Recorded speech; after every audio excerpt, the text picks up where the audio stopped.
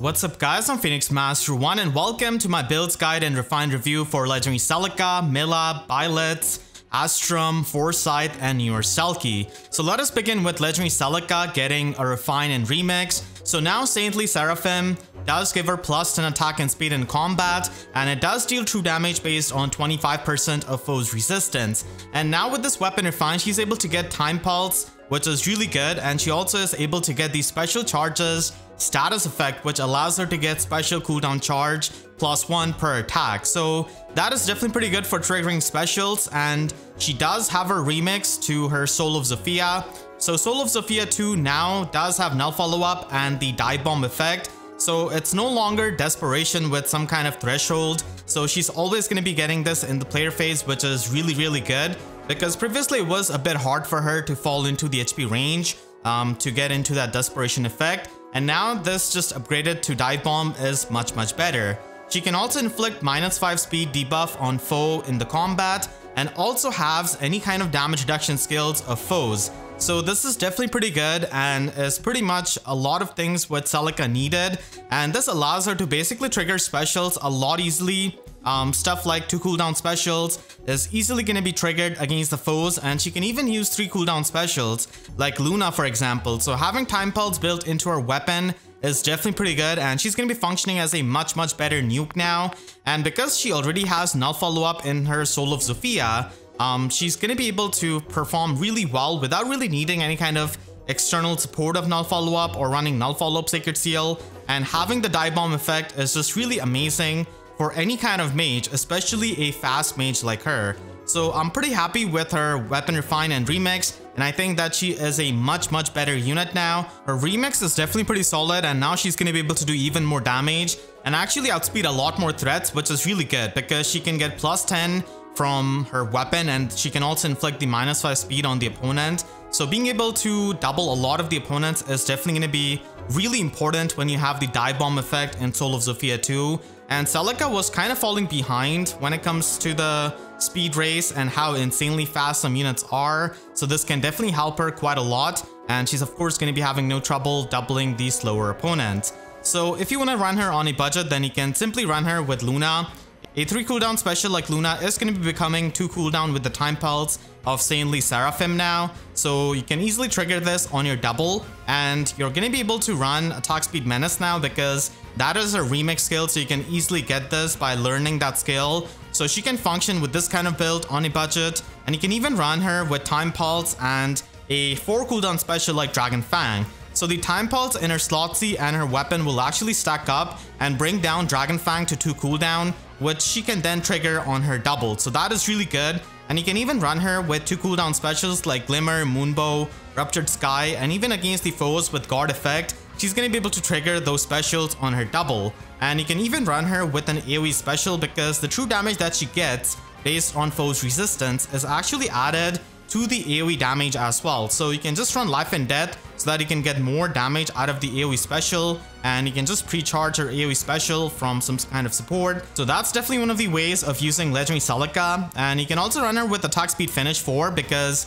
she's going to be triggering specials really easily because of these special charges. So like I said, you can just run a 2 cooldown special like Glimmer, and even against the foes with the Guard effect, you're going to be able to trigger this. And you can just run Attack Speed Oath 4, which is going to be giving you teleportation and extra offenses. So she didn't really get this as a remix, but still you could run this. And the Finish 4 skill is going to be giving you the extra damage and also the healing. So this is definitely the ideal slotty skill for her if you're able to afford it.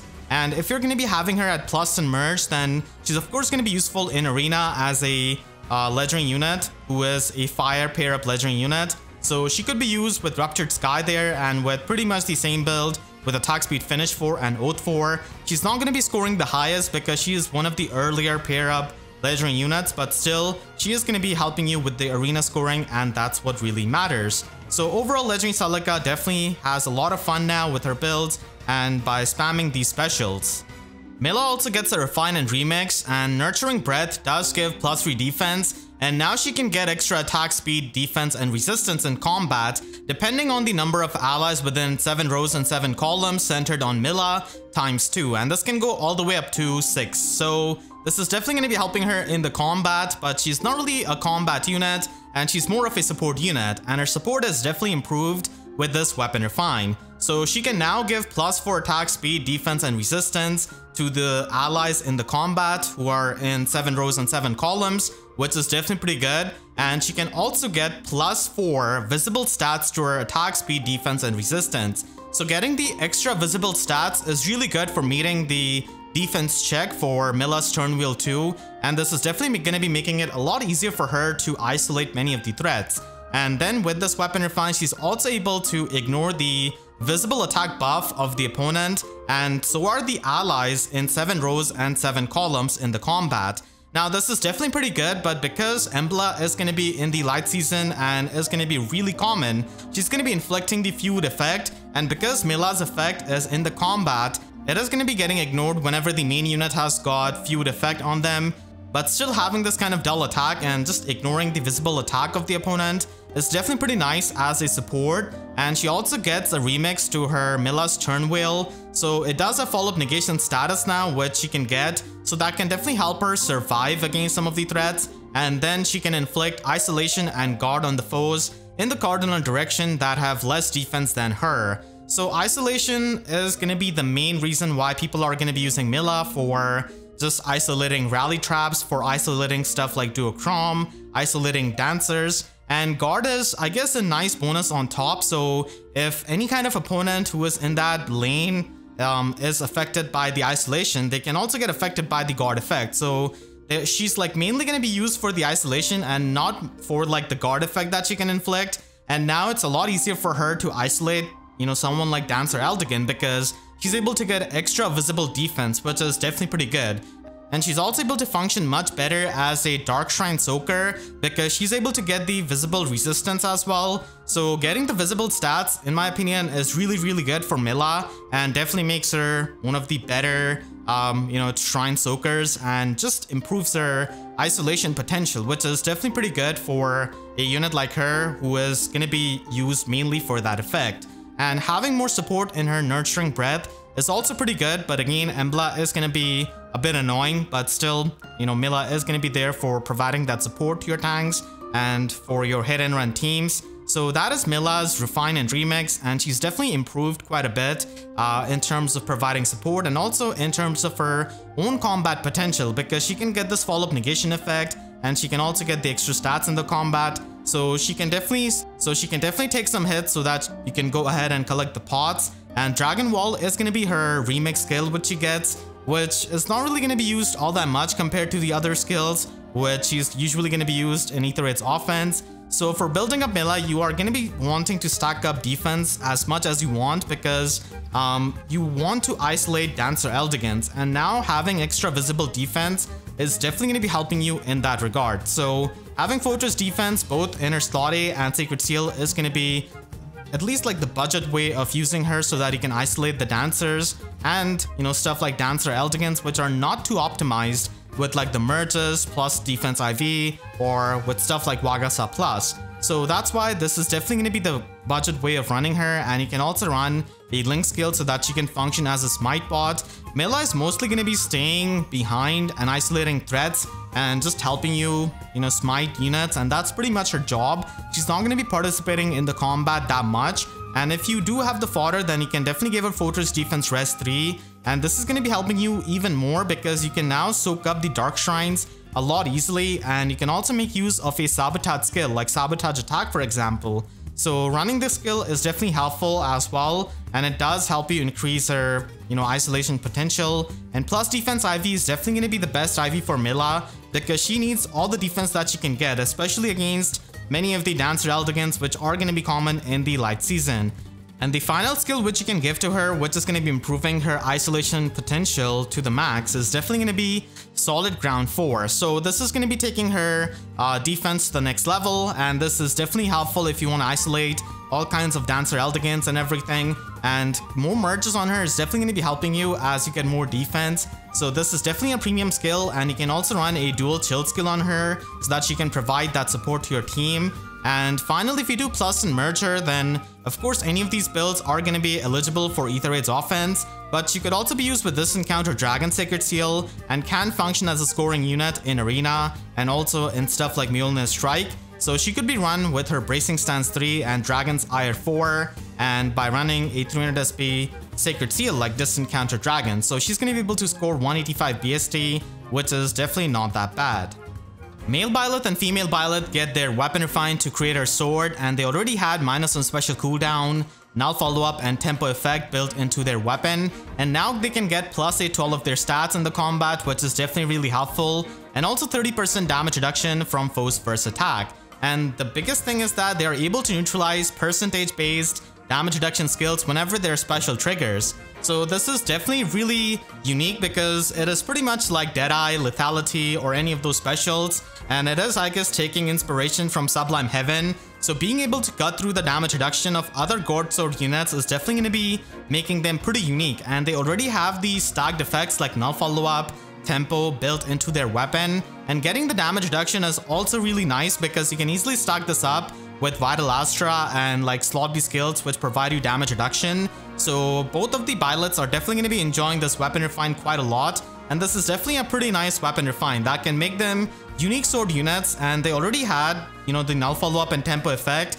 So having this definitely improves them even more, and damage reduction is present everywhere. So having this kind of effect in their weapon which can cut through the damage reduction is definitely really nice, and there are not too many melee units who can do this kind of thing, and especially when they already have null follow-up and tempo. And getting the extra stats is pretty good because they were kind of falling behind in terms of the stats when it came to the newer units. So having the extra stats in the combat is definitely pretty nice. So I'm gonna be, you know, showcasing the build with both male and female Byleth.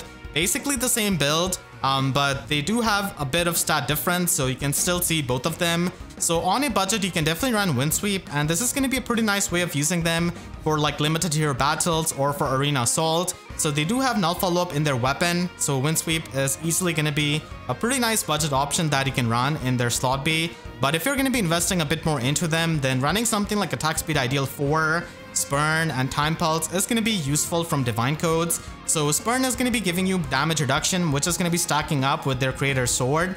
And having Time Pulse and Precharged Ruptured Sky means that you can easily, you know, bypass the damage reduction skills right from the start and actually trigger your special twice in the player phase. And because they do have the tempo effect, you know, any kind of guard effect is not going to be stopping them from triggering their special twice. So this is definitely a way of using them. And you can also use them with Surge Sparrow because they already have null follow-up and the tempo effect. So by running a lull slot B skill, they can definitely function with this kind of Surge Sparrow player phase build. And the slot B is definitely quite flexible. You can also run Close Call 4 if you want to. But lull speed defense is definitely pretty nice just for ignoring the speed buffs of the opponent. And you can definitely run this with a 3 cooldown special like Luna and easily trigger it. So triggering special does mean that they can pierce the damage reduction, and that is going to be not that hard when you have the tempo effect. So it is definitely pretty synergetic, and you can also run them with this kind of max investment build. And this is pretty much their endgame build with Vital Astra being pre-charged with Time Pulse 4 and always having it charged up. So they're always able to pierce through the damage reduction, and they're also able to get the effects of Attack Speed Finish 4 because they're going to be triggering their specials quite a lot. And you can just stack the damage reduction with Vital Astra, Close Call 4, and Creator's Sword while just piercing through the damage reduction of the other units. And they can also be used in Aether Raids offense as an Omni Tank because this kind of weapon already has null follow-up, tempo effect. So by stacking up the damage reduction, you're definitely going to be able to function pretty well with that. And you can just have your Vital Astra pre-charge with the help of Asker and get a ton of damage reduction and use Distant Dart to take care of a lot of the units, and pretty much Omni Tank with some kind of support like Legendary Celica, for example, which is definitely going to be really helpful. Unfortunately, not a lot of heads are going to be rolling because Astram's weapon refine is not really that insane. So now after this weapon refine, the HP threshold on his weapon is a lot better, and now he can buff up any kind of allies in 2 spaces for +6 to all of their stats, and also of course himself. So this definitely makes him a pretty nice support bot who can just buff up all stats, and then he can get +4 to all of his stats in the combat, and he can get even more stats in combat depending on 4+ the highest buff on each stat among himself and the allies in 3 spaces. So basically Astram is going to be like a stat ball, and he's going to be having a lot of stats, which is definitely pretty good, but you definitely need more things nowadays than just stats to stand out in the modern metagame. So I wish he had some other effects in his weapon that could improve his combat potential and not just give him more stats. He's going to be able to function a lot better as a support unit now because his buffing capabilities are a lot better, but he's mainly going to be relying on his stats in the combat, and he doesn't really get any other effect out of Mercurius. So if you want to build him up, I would only suggest doing that if you have already plussed and merged him, and his Refine doesn't really incentivize you to build up a new Astram all the way to +10 for most people. So this is basically the build, which is standard, that you're going to be running on Astram.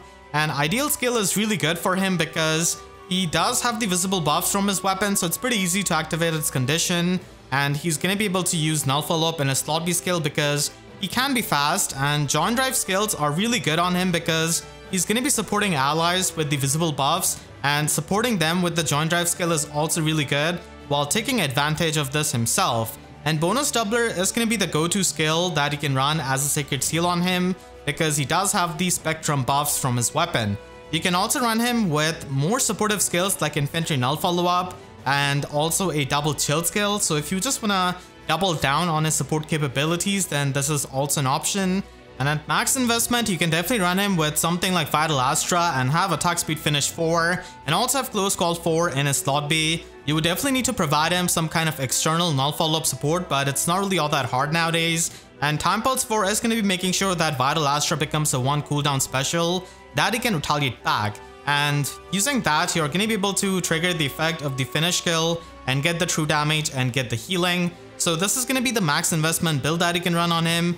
His Weapon Refine is helpful for the support, and a lot of people did build him up back in the days as a Arena unit. So if you're still going to be using him in Arena, then you can definitely run Harsh Command Plus in case an ally gets panicked, and you can just use Harsh Command Plus to, get rid of that. And you can also run him with this kind of build with 300 SP passives so that he can score like a 185 BST unit. And Distant Dart is definitely going to be helping you so that he can take on some of the threats, some green threats and some physical threats with his weapon and with his bulk and the stats that he's going to be getting with his weapon and bonus doubler. Forsyth gets a pretty nice weapon refine to his Soul Lance, and now he can heal up 14 HP per hit in the combat, which is pretty insane because if he double attacks, he's going to be healing up 28 HP. So the healing that you get out of Soul Lance is definitely pretty amazing. And now with this weapon refine, he's able to debuff opponent's attack and defense by -10 in the combat. And he also reduces the effects of deep wound status by 50%.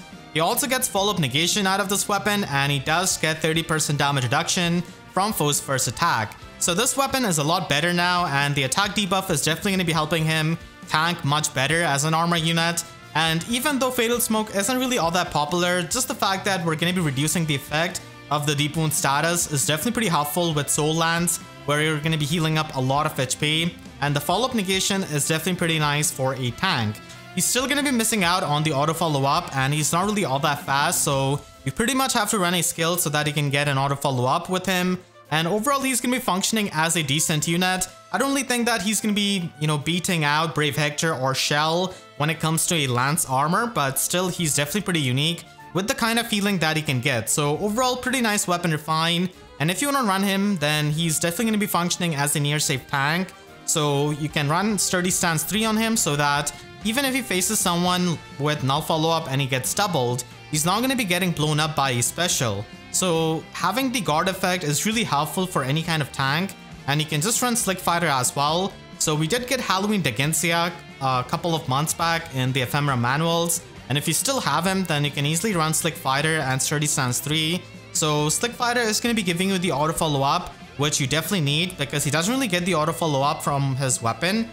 You can also run him with Attack Defense Bond 4 and Crafty Fighter 3. So Crafty Fighter could be obtained from the Divine Codes, and we did get a Dancer Quan Ephemera manual that can give you Attack Defense Bond 4, so that's also an option. That you can run in the slot A, and again, having the guard effect is really helpful, and here we're going to be getting the guard effect out of the slot B skill, and it also provides him with the auto follow-up. He can definitely be used in Summoner Duels as well, but there you definitely need to make sure that you give him Hardy Fighter and run a defensive special because a lot of units are going to be running around with pre-charged Deadeye, pre-charged Lethality, and for that you definitely need Hardy Fighter's damage reduction and a defensive special which cannot get pierced through those specials. So that is going to be the build that you can run on him as a far safe tank if you do want to use him in Summoner Duels S. And he's definitely going to be able to heal up and a lot of times survive because of the healing. So that is going to be helpful in tanking and for beating a lot of the ranged threats that you're going to be facing there.